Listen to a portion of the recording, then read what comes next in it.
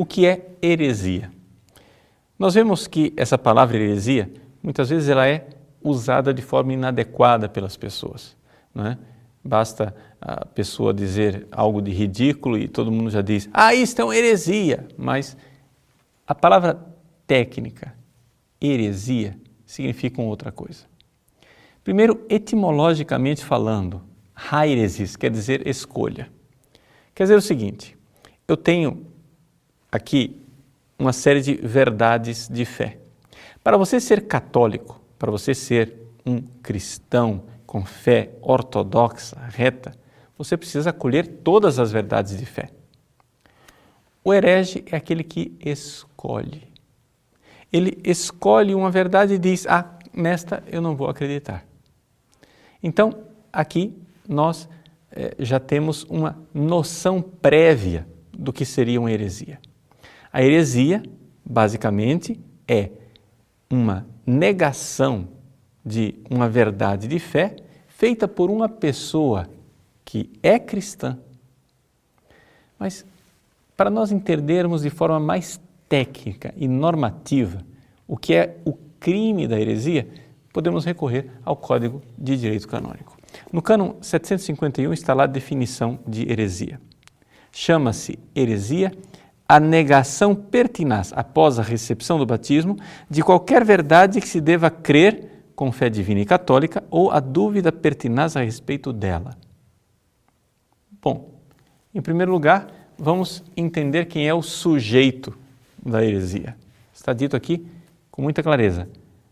Após a recepção do batismo. Então, para que você seja uma pessoa que comete o crime, o pecado da heresia, você precisa ser primeiro cristão. Um pagão não é um herege. Por exemplo, um muçulmano ou um animista que segue uma religião africana, mas que nunca foram batizados, não são hereges. Por quê? Porque eles nunca professaram a fé católica e nunca foram batizados. Eles são pagãos, infiéis, se você quiser usar essa palavra, talvez inadequada, mas não hereges. O herege, ele é um cristão. Portanto, um cristão que nega uma verdade de fé. Mas que tipo de verdade de fé? Uma verdade de fé que seja divina e católica. Ou seja, para eu ser herege, eu devo negar algo que foi revelado por Deus, e não somente isso, que foi atestado pela Igreja Católica em alguma declaração solene ou que já está solidamente afirmado no magistério universal da Igreja. Por isso, não é qualquer verdade de fé. Por exemplo, se uma pessoa nega que os anjos sejam puro espírito e acham que o anjo deve ter algum corpo, uma matéria sutil, bom, isso é negar uma verdade de fé, mas isso não é de fé católica e divina, ou seja, não é algo que eu sou obrigado a crer, que os anjos são puro espíritos. Isso daí é algo que está presente na doutrina comum da Igreja, mas não é de fé católica. Então, uma pessoa que nega que o anjo seja puro espírito e diga que o anjo tem um corpo sutil, é uma pessoa que está negando uma verdade de fé, mas não é um herege. Segunda coisa, essa pessoa que é batizado e está negando uma verdade de fé católica e divinamente revelada, ela precisa estar numa atitude de negação pertinaz. O que é a pertinácia? Quer dizer, uma insistência, ou seja, ela foi avisada. Alguém disse a ela que o que você está fazendo, o que você está afirmando, o que você está negando é heresia. Porque você está negando a fé como ela foi definida, sei lá, pelo Concílio de Nicéia, ou como foi definida pelo Concílio de Trento. Então, a pessoa tem que ser conscientizada do seu erro. Portanto, trata-se de um erro intelectual, onde eu tenho uma ideia errada a respeito de uma verdade de fé, mas isso tem que ser plenamente consentido e esclarecido, tem que ser voluntário e, portanto, pertinaz. Senão, a pessoa não caiu no pecado da heresia, pelo menos não na heresia formal. Porque a gente deve distinguir entre heresia formal e heresia material. Deixa eu dar um exemplo para vocês. Quando eu estava na 6ª série, o meu professor de religião estava dando aula e falando a respeito de Deus, ele disse assim: olha, não me venham agora perguntar quem é o pai de Deus, quem que é a mãe de Deus, porque Deus não tem pai, Deus não tem mãe, Deus é eterno. Aí, o colega que sentava do meu lado me cutucou e disse assim: mas e Jesus? Jesus tem pai, Jesus tem mãe. E aí eu fui e pronunciei a seguinte frase: mas Jesus não é Deus, Jesus é filho de Deus. Vejam esta frase: Jesus não é Deus, Jesus é filho de Deus, é uma frase herética. Trata-se de heresia material. Então quer dizer que na 6ª série, Padre Paulo Ricardo cometeu o pecado da heresia, o crime da heresia e foi excomungado? Não. Por quê? Porque era simplesmente ignorância minha.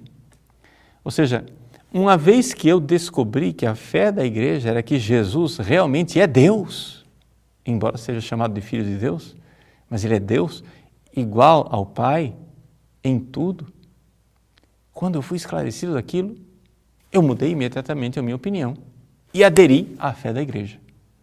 Portanto, eu não cometi o pecado da heresia. Embora, por causa de minha ignorância, eu estava em heresia material, mas não heresia formal.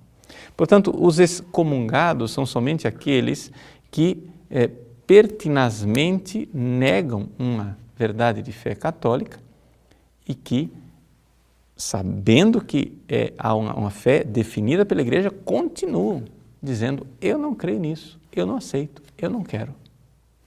Pois bem, sendo assim, nós já vemos que se restringe bastante, não é? O universo, digamos assim, das pessoas que estão no pecado da heresia. Além disso, deve-se acrescentar o fato de que a ignorância na qual uma pessoa se encontra pode ser uma ignorância culposa, mas mesmo assim não é uma heresia, é outro tipo de pecado. Ou seja, pode ser que eu não estivesse na 7ª série, pode ser que eu já fosse padre. Bom, um padre que diz que Jesus não é Deus e alega: eu não sabia, eu não estudei. Bom, essa ignorância aqui, ela é culposa, não é? Ou ela é uma ignorância crassa, né? Também conhecida como ignorância supina, ou seja, a ignorância de quem tinha a obrigação de saber, mas não soube. Ou seja, é uma negligência, um pecado de negligência. Ou é uma ignorância afetada.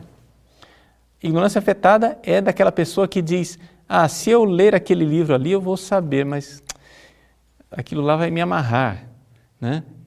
Se eu ler o catecismo, eu vou terminar sabendo realmente o que é que a igreja ensina e vou ter que aderir, então é melhor nem ficar sabendo, nem criar confusão para a minha cabeça. Então essa ignorância é também uma ignorância pecaminosa, chamada ignorância afetada. É da pessoa que sabe que se ela for ali, ela descobre alguma coisa, mas ela não quer descobrir.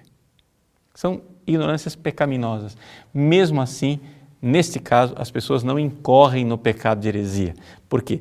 Para que haja o pecado de heresia é necessário o conhecimento claro. Então, aqui nós temos uma noção, acho que bastante delineada aí, esclarecida, daquilo que é o pecado da heresia. Como última observação, a heresia deve ser diferenciada do pecado da apostasia. Por quê?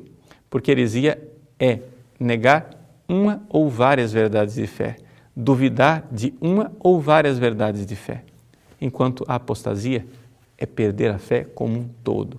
Também ali se incorre em pecado de excomunhão. Bom, para as pessoas que pensam que em algum momento da sua vida incorreram nesse pecado e que, portanto, estão excomungadas, qual é a solução? A solução é se confessar. Não é? Antigamente, no antigo Código de Direito Canônico, o pecado da heresia era restrito à Santa Sé. Agora, no Código de 83, já não mais. Qualquer sacerdote que tenha as faculdades de ouvir confissão pode absolver do pecado e da excomunhão da heresia.